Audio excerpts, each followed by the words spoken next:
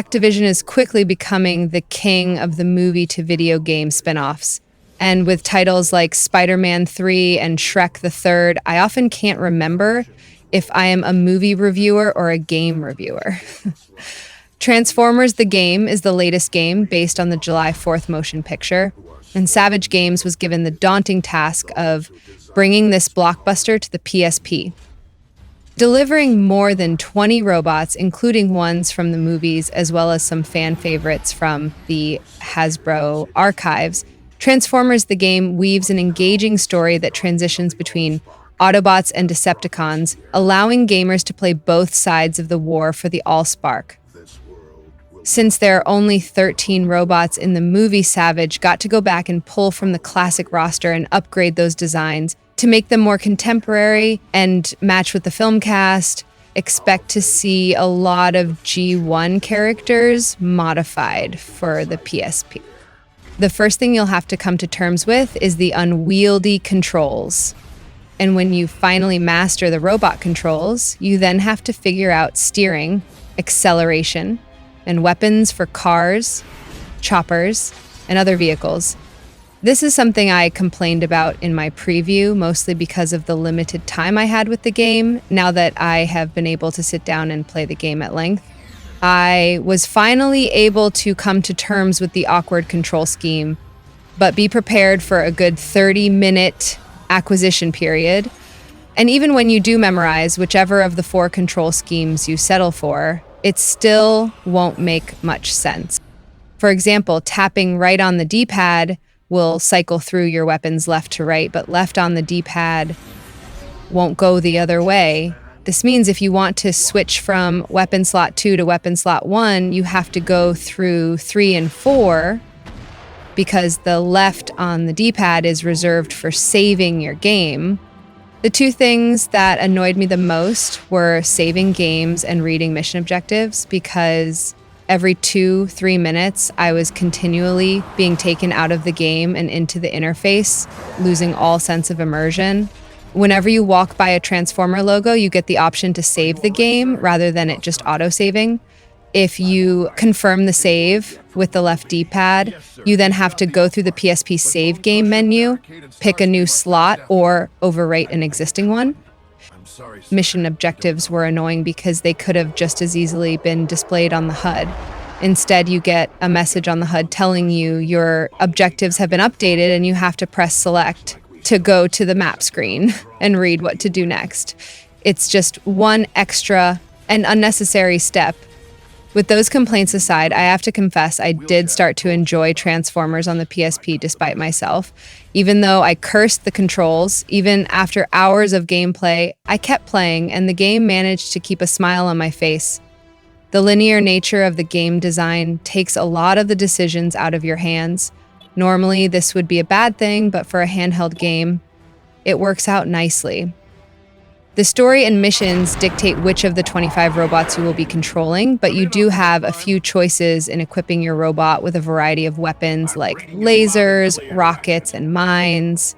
Missions are anywhere from 10 to 20 minutes long, and you can chart your progress and objectives using the strategic map, complete with detailed icons, or the circular mini-map that shows enemies and waypoints while you play.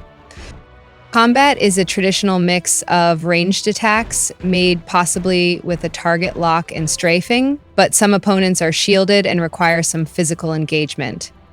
Melee combat is handled pretty well and triggers automatically when you get in close enough for the fist icon to appear. You will also build up the super move meter as you do battle, and once full, you can unleash a super move attack that is custom to each transformer. Additionally, each transformer will morph into a car, jet, helicopter, tank, or some other vehicle that also has a specific weapon. The PSP offers 4-player ad hoc modes for Deathmatch, Team Deathmatch, CTF, and King of the Hill, all renamed with cool transformer names. You'll want to play the solo game first to unlock robots and weapons for use in the multiplayer games. Savage was extremely careful to balance all of the robots and weaponry, so there is no advantage to playing any particular characters. Everybody has strengths and weaknesses, you just need to know what they are. There is just something inherently wrong about playing giant robots on a tiny screen, or at least that is what one would think. It actually took me a few levels before I started to realize the subtle tricks the designers were using to put scale to these massive robots. What I had previously mistaken for crates turned out to be buildings, and there is no mistaking a four-door sedan when you pick it up and toss it like a 2-ton rock. Transformers looks really nice on the PSP with nice detailed models and smooth animation, including some slick transformation animations between robots and vehicles. The backgrounds often reach the quality of the larger consoles, while the supporting models like cars, buildings, and drones are simplified and repetitive. Some environments, like the Arctic level, are especially nice. Special effects are pretty cool and include a lot of fire, smoke, sparks, and electrical juice, plus some really good environmental destruction. Buildings and bridges will break apart and collapse, and most targets will have multiple stages of damage and destruction. Despite a game design that is totally different from the console versions, the PSP version of Transformers the game shares the same killer opening movie crafted by Academy Award winner Blur Studios, and it looks just as good on the PSP as it does on a big screen TV. There are numerous cutscenes that make use of Blur's stunning CG, as well as game engine movies to carry the story. While the Autobots and Decepticons won't be shaking any subwoofers with their footsteps and cannon fire, they will do justice to a good pair of headphones. From what I can tell, the sound design is identical to that of the console versions and just as powerful, with thumping footsteps and hard rocking explosions. The soundtrack is also extremely polished and infuses the gameplay with just the right amount of energy, suspense, and tension. There also seems to be plenty of variety because I didn't notice a whole lot of repetition. And I would be remiss if I didn't mention the outstanding voice acting, thanks in part to great actors and a quality script that follows and embellishes on the plot from the movie to tell a far greater tale. Most gamers will get 10 to 12 hours from the story mode in Transformers the game, and there is a respectable multiplayer component, provided you can find friends with a PSP and their own copy of the game. Sadly, there is no online gameplay, and even worse, no trading card mode or robot exchanges, which would have been perfect for the PSP Wireless and the whole Transformer collectible mentality. Obviously, this is a game targeted to a specific audience, and while non-Transformers fans will find a few moments of fun, I can really only recommend this game to die-hard fans, or perhaps new converts after this summer's movie. With some serious control issues, casual gamers may lose their momentum before the story and gameplay can capture their interest. But for those who thrive in the world of high-tech morphing robots, this game does what it sets out to do: capture the look and feel of the Transformers world, as well as delivering an authentic Transformer experience that holds true to the series, the toys, and the film.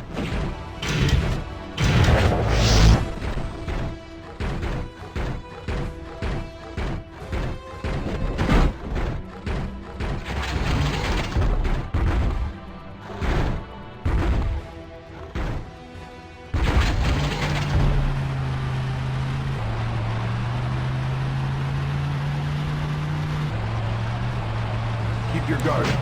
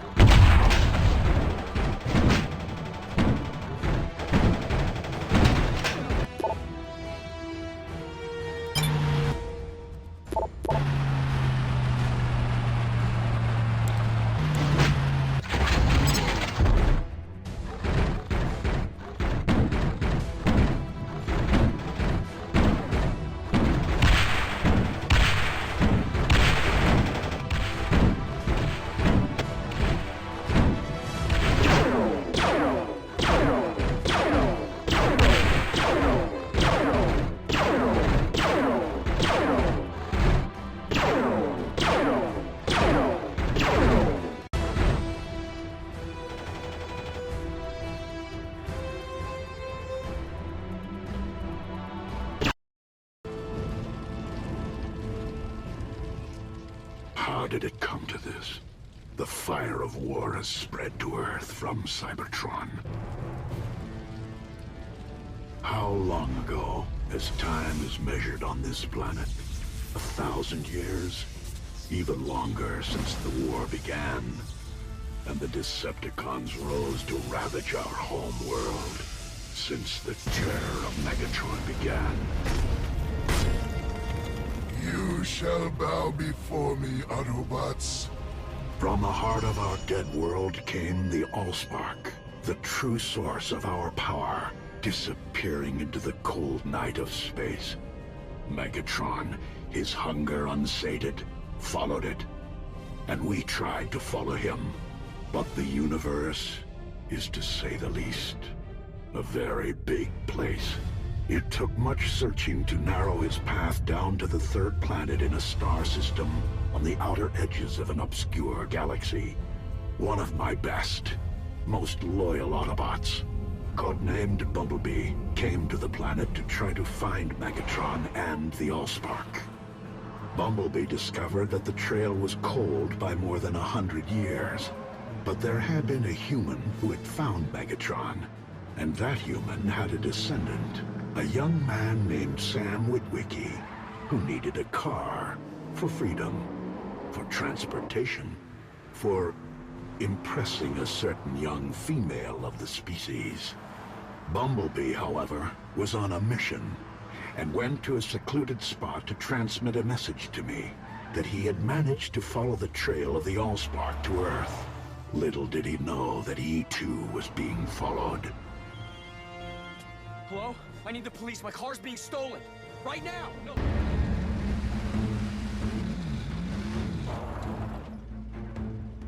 No, please, listen to me. Don't kill me. Take the car. The car, it's all yours. Here are the keys.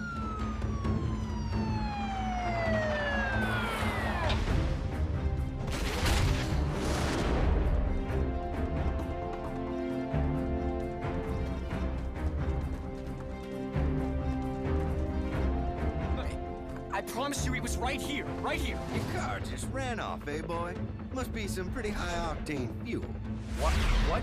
No. Listen, you have it all wrong, okay? Just listen to me for a second. Slow down.